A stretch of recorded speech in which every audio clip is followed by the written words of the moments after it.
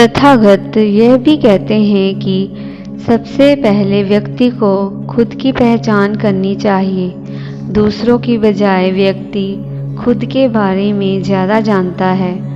उनका मत था कि बुराई से घृणा करो, बुरे व्यक्ति से नहीं। एक बार की बात है कि किसी गांव के पास बहती नदी के किनारे बुद्ध भगवान बैठे थे। किनारे पर पत्थरों की भरमार थी, पर छोटी सी वह नदी अपनी तरल धारा के कारण आगे बढ़ती ही जा रही थी।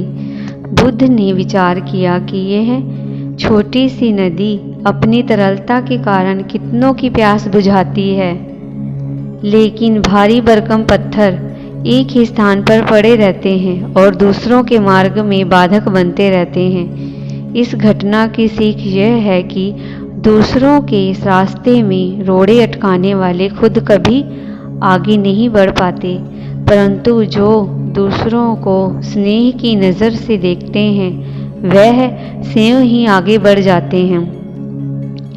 बुद्ध ऐसे ही विचारों में मगन थे कि तभी उन्होंने ग्रामीण की एक भीड़ को अपनी ओर आते देखा।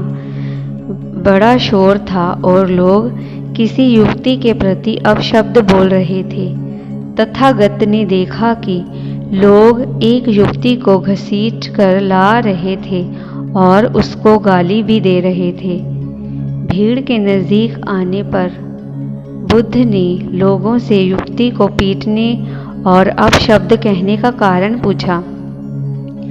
लोगों ने कहा कि यह स्त्री व्यभिचारी है और हमारे समाज का नियम है कि यदि व्यभिचारी स्त्री पकड़ी जाए तो उसे पत्थरों से कुचलकर मार डालना चाहिए। तथागत ने युवती की ओर देखा और कहा, जो तुम चाहते हो वही करो, पर मेरी एक शर्त है कि पत्थर मारने का अधिकार वही है जिसने कभी व्यभिचार न किया हो और न ही उसके मन में ऐसे विचार कभी आए हों। इतना कहकर तथागत शांत हो गए। चारों ओर मौन था। कुछ समय बाद लोगों की भीड़ मन में पश्चाताप का भाव लिए हुए वहां से विदा हो गई। इस घटना से यही सत्य उभरता है कि हम खुद को अपने प्रति न्याय कर सकते हैं, दूसरों के प्रति नहीं, क्योंकि हमारी जानकारी दूसरों के विषय में अधूरी है।